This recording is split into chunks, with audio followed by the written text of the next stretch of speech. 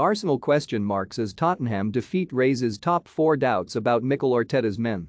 15 minutes of pure derby mayhem at Tottenham cost Arsenal the chance to clinch their return to the Champions League after an absence of 6 years.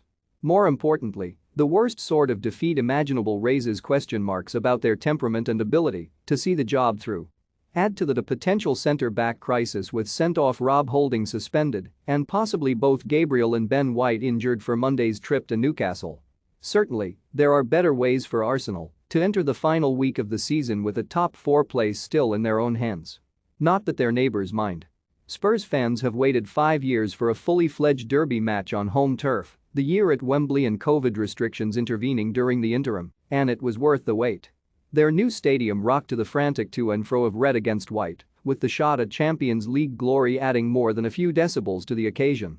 And to start with, Arsenal looked intent on securing the famous win they needed to get them over the line. Antonio Conte's mood was helped little by an early yellow card flashed at him by referee Paul Tierney when he protested one decision a little too flamboyantly. However, then came that quarter-hour spell where Arteta's meticulous process completely unraveled. A deep cross from Dejan Kulusevski would probably have cleared everybody, but a clumsy shove by Cedric Soares on Heung-min Son at the far post was enough for Tierney to point at the spot. Harry Kane, already the top scorer in this fixture, needed no second invitation to score his 12th North London derby goal by sending Aaron Ramsdale the wrong way. Goal number 13 would be along shortly, but not before Holding had made Arsenal's night even more hopeless.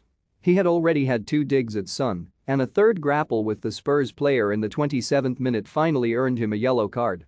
Just 6 minutes later, a flailing elbow as the pair chased a long Eric Dyer through ball was enough to win him his second and reduce Arsenal to 10 men.